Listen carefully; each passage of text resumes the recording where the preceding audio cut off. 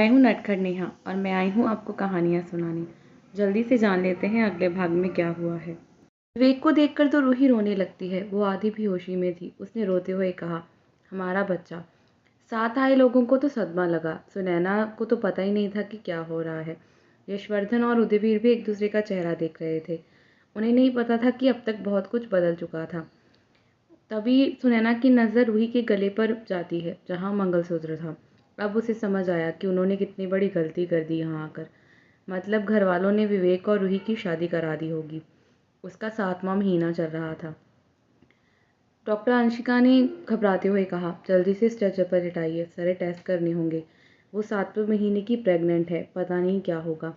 वो खुद भी रूही के साथ बहुत ज़्यादा रिलेट कर चुकी थी, किसी दोस्त की तरह। सब लोग परेशान थे। जल्दी से रूही को अंदर टेस्ट के लिए ले जाया गया था। तो वहीं सुनैना अब भी सदमे में खड़ी थी। क्या ये लोग करण के आने की उम्मीद खो चुके थे, जो इन्होंने रूही की शादी करण विवेक से करवा दी है।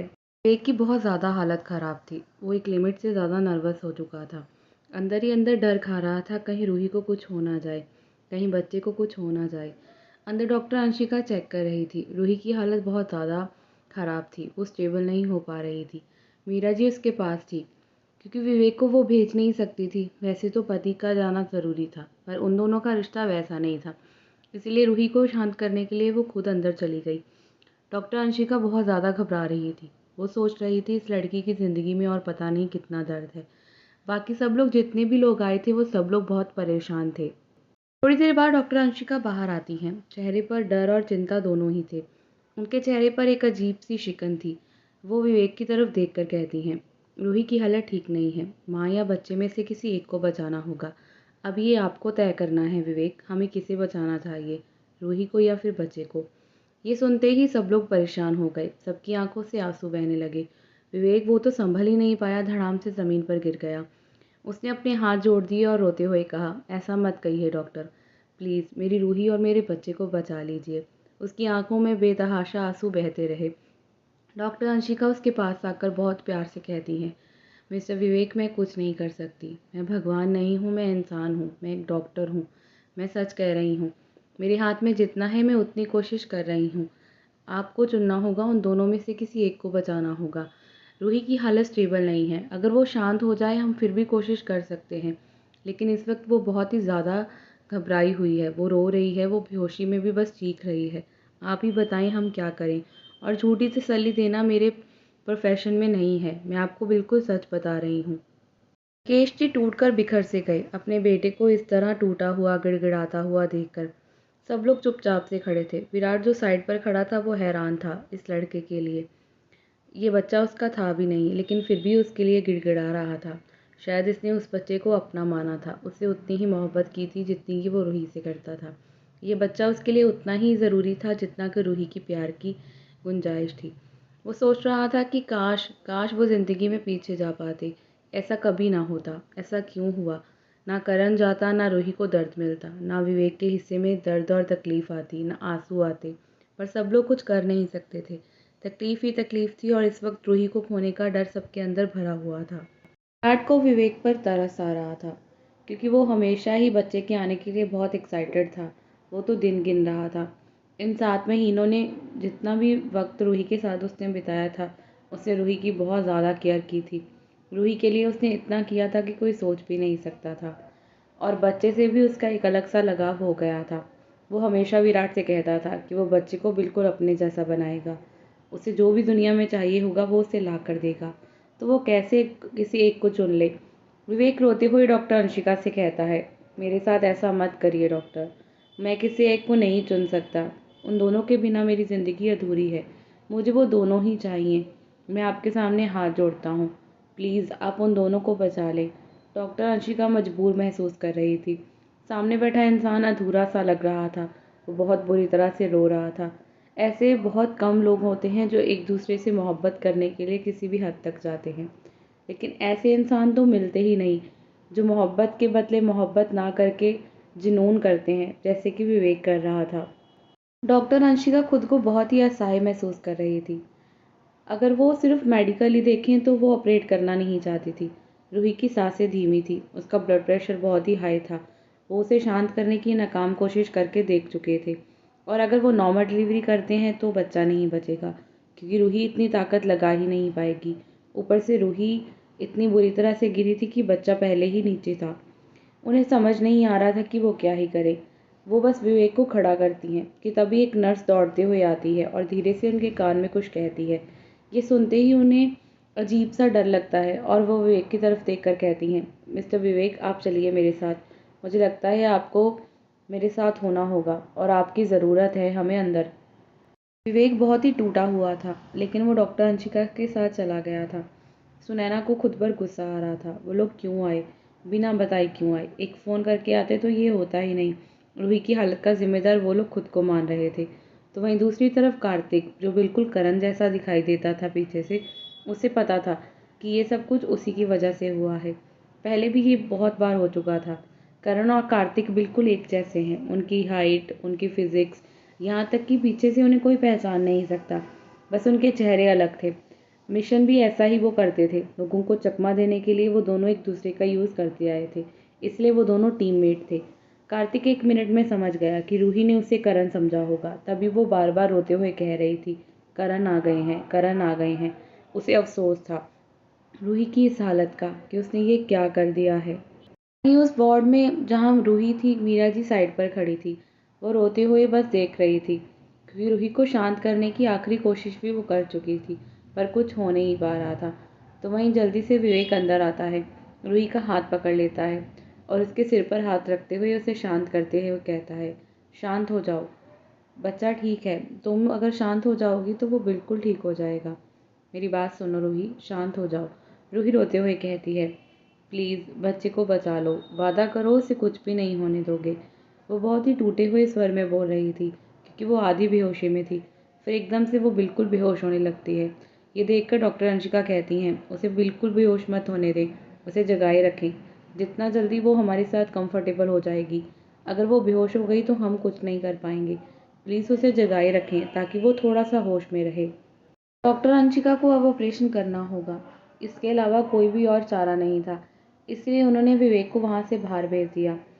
मीरा जी रूही के पास ही थी, क्योंकि वो उसे छोड़कर जाना ही नहीं चाहती थी। डॉक्टर अंशिका बस घबराते हुए सोच रही थी कि आज वो इस ऑपरेशन को करने के लिए कितना हौसला बटोर रही थी। सामने एक मासूम सी लड़की थी, जिसकी ज़िंदगी दर्द से भरी हुई थी। वो कुछ भी नहीं कर पा रहे थे। तो वहीं विवेक दीवार से टिक कर खड़ा था। आंखों में आंसू भरे थे और सोच रहा था, जो फैसला उसने लिया था क्या वो सही था? उसने रूही से वादा नहीं किया था कि वो सिर्फ बच्चे को बचाएगा। अगर ऐसा नहीं हुआ तो क्या होता? वो रूही को खो नहीं सकता। ऐसा नहीं है कि वो बच्चे को खोकर खुश रहेगा, नहीं, पर वो रूही को खोकर मर जाएगा। रूही उसकी मोहब्बत है, उसके जीने की वजह है।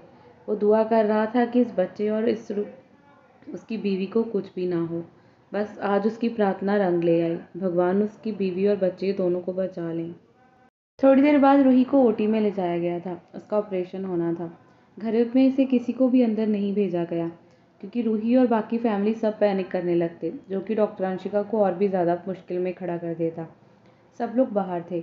विवेक टूटा हुआ सा महसूस कर रहा था और दीवार से टिक कर खड़ा था। पेरेंट्स भी आ गए थे। उन्होंने भी आकर बस विवेक को देखा, जो बहुत ही टूटा हुआ महसूस कर रहा था। काजल जी उसके कंधे पर हाथ रखते हुए कहती हैं, चिंता मत करो, वो तुम पर भरोसा करेगी। मुझे विश्वास है उस बच्चे को या उसको कुछ भी नहीं होगा। उसके पास तुम्हारी जैसी मोहब्बत है, तुम उससे कुछ होने ही नहीं दोगे। विवेक बहुत ही ज़्यादा अपसेट था। उसकी आंखों से बिना सोचे समझे आंसू बहते जा रहे थे। वो आज सब कुछ खो देगा अगर इस बच्चे को कुछ हुआ, क्योंकि रूही उसे एक्सेप्ट करेगी नहीं, और अगर रूही उसे छोड़कर चले गई तो वो वैसे ही मर जाएगा। वो सोच भी नहीं सकता था कि उन दोनों के बिना अब उसकी ज़िंदगी कैसी होगी। वो दोनों ही उसके लिए बहुत मायने रखते थे। विवेक ने रोते हुए काजल जी की तरफ देखकर कहा, अगर वो मुझे छोड़कर गई तो मैं जी नहीं पाऊंगा माँ, मैं मर जाऊंगा।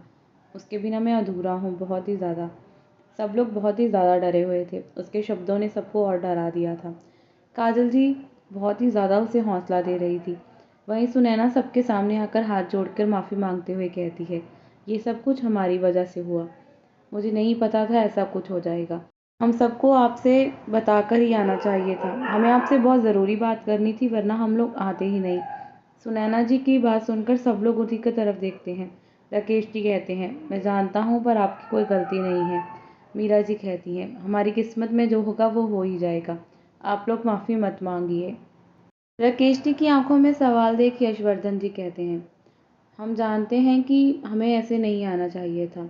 मुझे लगता है रूही ने कार्तिक को करण समझ लिया। शायद इसीलिए वो इस तरह पैनिक की और सीढ़ियों से नीचे की ओर भागने लगी। राकेश जी की आंखें भी कार्तिक पर जाकर ठहर सी गई। वो बिल्कुल करण जैसा था। उसकी हर चीज़ करण जैसी थी, यहाँ तक कि बाल भी। उन्होंने सोचा बस चेहरा सेम नहीं था। अगर वो भी उसे पीछे से देखते तो करण ही समझ लेते। शायद उनकी किस्मत उन्हें खेलने के लिए मजबूर कर रही थी। इसमें किसी की कोई गलती तो नहीं थी ना। कार्तिक की आंखों में गिल्ट साफ देखा जा सकता था। मीरा जी उसे कहती हैं, तुम्हें खुद को जिम्मेदार मानने की ज़रूरत नहीं है बेटा। उसकी किस्मत ही उसके साथ रूठी हुई है, तुम और मैं कुछ कर ही नहीं सकते। अगर ये बच्चा उसकी किस्मत में होगा तो वो उसे छोड़कर नहीं जाएगा। हम और तुम कुछ भी नहीं कर सकते। अगर करण नहीं जाता तो उसे ये दर्द मिलता ही नहीं, उसे इतनी तकलीफ़ें मिलती ही नहीं। मीरा जी की आंखों में आंसू भी थे। उन्होंने इमोशनल होकर कहा, हम लोग आखिरी कोशिश करके भी थक गए उसे संभालने की, लेकिन हम नहीं संभाल पाए जितना करण उसे संभाल पाता। हम सब लोग भी उतना नहीं कर पाए जितना करण कर लेता। करण की अमानत को बचाते बचाते हम रूही को ना खो दें। वहीं शन्नो जो दूर खड़ी थी वो रोते हुए कहती है, बड़ी माँ ये मेरी गलती है, मुझे भाभी को छोड़कर नहीं आना चाहिए था। राकेश जी उसे शांत करते हुए कहते हैं, तुम्हारी गलती नहीं है बेटा, उसकी किस्मत ही उससे रूठी हुई है, तुम और मैं क्या ही कर लेते। भगवान उसके और इम्तिहान लेने वाले थे। जो भी होगा बस वो किस्मत के सहारे छोड़ दो। मुझे बस विश्वास है कि ये बच्चा उसे छोड़कर नहीं जाएगा, जैसे मेरा करण उसे छोड़कर चला गया।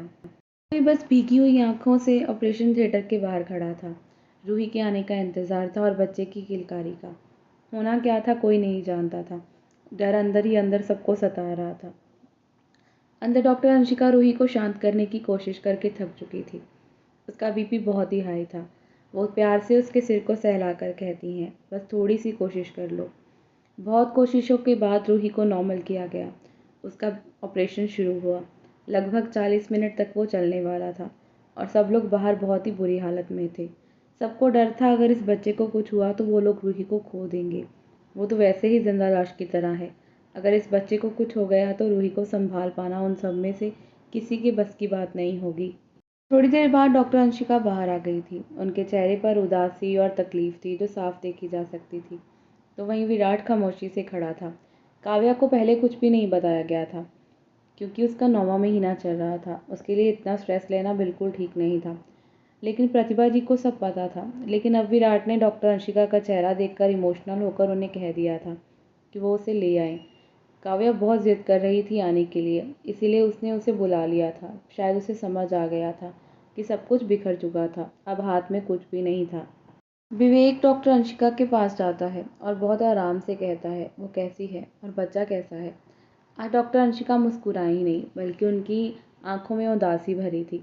उन्होंने विवेक के कंधे पर हाथ रखते हुए कहा, वो ठीक है और बेहोश है, पर बच्चे को हम बचा नहीं पाए। रूही के गिरने की वजह से उसकी सांसें कम थी, उसकी धड़कनें बहुत ही धीमी थी। ऑपरेशन किया जब तक पर वो सांस नहीं ले पाया। वो आखिरी दम तक लड़ा, लेकिन वो इस दुनिया में सरवाइव नहीं कर पाया। ये सुनते ही सब लोग सुन्न से हो गए। बच्चा इस दुनिया में नहीं था। ये ऐसा था किसी सदमे की तरह। डॉक्टर अंशिका ने आगे कहा, रूही अभी बेहोश है। उसे कैसे बताना है ये आप लोगों को डिसाइड करना है, क्योंकि उसे नहीं पता बच्चा कैसा था। उसने बस उसकी हल्की सी आवाज़ सुनी थी और मुझे लगता है उसे नहीं पता होगा। आप लोग सोच लीजिए कि कैसे उसे समझाना है। तभी एक नर्स एक छोटे से बच्चे को वाइट कपड़े में लपेट कर लेकर आती है, जो 7 महीने का था और बहुत कमज़ोर सा लग रहा था। डॉक्टर उसे विवेक की तरफ पकड़ाने करती है। विवेक के हाथ कांपने लगे थे। वो बिल्कुल करण जैसा था, करण की परछाई था। वो मासूम सा अपनी सांसें शायद लड़कर आया था एक नई जंग लड़ने के लिए, लेकिन शायद वो हार गया था। विवेक के हाथ कांप रहे थे और वो खुद को उसकी मौत का जिम्मेदार मान रहा था। उसे लग रहा था उस बच्चे को बचाने की कोशिश उसने की ही नहीं। उसे लग रहा था उसे मारने की कोशिश उसने की थी। विवेक ने बस बच्चे को देखा। उसकी आंखों से आंसू बहने लगे और उस बच्चे के चेहरे पर गिरने लगे। वो रो पड़ा, वो फबक पड़ा। उसका बच्चा इस दुनिया में नहीं था। सब लोग टूटा हुआ महसूस कर रहे थे। एक एक नज़र बच्चे को देख रहे थे। नर्स अब बच्चे को वापस ले जा रही थी कि मीरा जी ने उसे रोक दिया और उसे देखने लगी। अगर वो ज़िंदा होता तो अभी उसे शायद मशीन में रखना पड़ता, क्योंकि वो 7 महीने का था। लेकिन वो अपनी सांसों से हार गया था। सब लोग बहुत बुरी तरह से रो रहे थे। वो बच्चा बिल्कुल करण की परछाई था, बिल्कुल और बिल्कुल करण जैसा। थोड़ी-थोड़ी आँखें रूही जैसी थी, जो बंद थी। नाक रूही पर थी, जो अभी सांस नहीं ले रही थी। बच्चा कमज़ोर था क्योंकि वो प्रीमैच्योर था। वो 9th मंथ पर नहीं हुआ था, वो 7वें महीने में ही हो गया था। विवेक की आंखों से टप-टप आंसू बहते बच्चे पर गिरते जा रहे थे। मीरा जी उसे गोद में लेती उससे पहले ही एक चमत्कार सा हो गया। शायद भगवान और रूही को दर्द दे ही नहीं पाए, वो हार सा गए। वो बच्चा जो अब इस दुनिया में नहीं था, वो एकदम से रोने लगा। उसकी किलकारी सी गूंज सी गई। सब लोग हैरान हो गए, यहाँ तक कि डॉक्टर अंशिका भी। और वो डॉक्टर अंशिका जल्दी से आगे आई। उन्होंने बच्चे को अपने हाथों में लिया और अंदर की ओर भाग गई। उसे ऑब्जर्वेशन में रखना होगा, वो प्रीमेच्योर बच्चा है। बच्चे ने मोमेंट की थी और उसकी आंखों से आंसू बह रहे थे। वो रो रहा था काफ़ी ज़ोर-ज़ोर से। मीरा जी और सारे लोग भगवान का शुक्रिया कर रहे थे। बच्चा ठीक था, ये बहुत बड़ी बात थी। डर तो उन्हें अब भी लग रहा था। विवेक की आंखों से आंसू बहते जा रहे थे। काव्या रो रही थी, जो अभी आई थी, शुभी के साथ बैठी थी। शुक्र था बच्चा ठीक था। बहुत ही बड़ी बात थी ये। रूही अब शायद इस ज़िंदगी में आगे बढ़ जाएगी। बच्चे को प्रीमेच्योर होने के कारण ऑब्जर्वेशन वार्ड में ले जाया गया और वहाँ पर उसका ट्रीटमेंट शुरू कर दिया गया। लगभग 2 घंटे बाद डॉक्टर अंशिका बाहर आई। उनके चेहरे पर एक संतुष्टि भरी मुस्कान थी। उन्होंने मुस्कुराकर कहा, वो ठीक है, शायद कोई चमत्कार ही हो गया। की किस्मत ने उसे मौका दिया है और इस बच्चे को आपके पास रहना था, रूही का और आपका हौसला बनकर। बहुत बहादुर है। एक ऐसी जंग से लड़कर आया है, अपनी सांसों से लड़कर आया है। फौजी का बेटा है ना, इसलिए इतनी बहादुरी लेकर पैदा हुआ है। ये सुनते ही विवेक के दिल में एक अजीब सी टीस उठ गई थी। ये उसका खून नहीं था, लेकिन ये उसी का था। उसने इस बच्चे को अपना मान लिया था। सब लोग बस मुस्कुरा रहे थे क्योंकि ये बच्चा वापस लौट आया था। लेकिन अभी उसे 2 महीने शायद इस हॉस्पिटल में रखना होगा, क्योंकि वो बहुत ही ज़्यादा कमज़ोर था, वो पहले जो हो गया था। विवेक ने अपनी भावनाएं किसी के सामने नहीं आने दी। थोड़ी देर बाद रूही को भी होश आ गया। वो बहुत ज़्यादा पैनिक कर रही थी, रो रही थी। सब लोग उसके कमरे की तरफ चले जाते हैं। विवेक की तो हिम्मत ही नहीं थी उसके सामने जाने की। वो कैसे उसे कहेगा कि उसने रूही को नहीं बल्कि बच्चे को चुना था। ये बहुत गलत होता, लेकिन जाना तो होगा ना, वो उसकी बीवी थी। रूही रोते हुए सबको पूछ रही थी उसका बच्चा कहाँ है। हिम्मत बटोरी और रूही के पास आया और प्यार से उसके सिर को सहलाया और उसे शांत किया। फिर प्यार से कहा, वो ठीक है, ऑब्जर्वेशन वार्ड में है, अभी प्रीमेच्योर है ना। नन्हा शैतान आया है, बहुत शैतान है, बहुत ही ज़्यादा। अभी थोड़ा वक्त लगेगा उसे तुम्हारे पास आने में। रूही मुस्कुराने लगती है। उसकी मुस्कुराहट ने आज विवेक का दिल जीत लिया था। वो दिल से खुश थी। उसकी प्यार की निशानी ठीक थी। करण का बच्चा ठीक था। ये बहुत बड़ी बात थी रूही के लिए। धीरे धीरे करके हर कोई रूही से मिला और उसके बाद सब लोगों को घर भेज दिया गया, क्योंकि ज़्यादा लोगों का हॉस्पिटल में रुकना बेहतर नहीं था। मीरा जी जाते वक्त उसका माथा चूमकर उसे कह गई थी, अब वो जो भी मांगेगी वो उसे ला कर दे देंगी, क्योंकि ज़िंदगी की इतनी बड़ी खुशी जो उन्हें दी थी, उन्हें दादी जो बना दिया था। ऐसा लग रहा था घर में खुशियाँ लौट आई हैं। हर कोई खुश था। शाम के वक्त सब लोग चले गए थे। बस रूही के पास अब विवेक और काजल जी रुक गए थे, क्योंकि ज़्यादा लोगों की परमिशन थी नहीं रुकने के लिए। इस बीच रूही को एक भी बार किसी ने ये नहीं बताया कि पहले बच्चे की सांसें रुक गई थी, या फिर वो पहले अपनी सांसों को लड़ने से पीछे हट रहा था। किसी ने नहीं बताया कि डॉक्टर ने उसे मरा हुआ घोषित किया था। ये भी किसी ने नहीं बताया कि रूही को चुना था विवेक ने, ना कि बच्चे को, क्योंकि कोई भी नहीं चाहता था कि उन दोनों का रिश्ता खराब हो जाए। ऐसे फिर रूही विवेक से दूर होती जाती। देखते ही देखते 1 हफ्ता बीत गया था। इस 1 हफ्ते में रूही कभी कभार अपने बच्चे से मिलने जाया करती थी और विवेक और काजल जी भी जाया करते थे। आज रूही को छुट्टी मिलनी थी, लेकिन उसका घर जाने का मन नहीं था। वो यहीं रहना चाहती थी, पर यह पॉसिबल नहीं था, क्योंकि अभी तो बच्चे को यहाँ पर 1 से 2 महीने रुकना होगा। उसे जब तक वो पूरा 9 मंथ नहीं होता डॉक्टर नहीं दे सकते थे। इसलिए रूही को आज घर ले जाया जा रहा था। रूही के घर आने के बाद सब लोग उसकी और भी ज़्यादा केयर करने लगे थे। हॉस्पिटल में मीरा जी रुकती थी और रात को विवेक बच्चे के पास। देखते ही देखते 2 महीने बीत गए और इन 2 महीनों में रूही और विवेक का रिश्ता बहुत गहरा हो गया। दोनों की दोस्ती और भी ज़्यादा गहरी हो गई। विवेक अंदर ही अंदर बहुत डरा हुआ था। जिस दिन रूही को सच पता चलेगा उस दिन क्या होगा, कहीं वो उससे दूर ना हो जाए।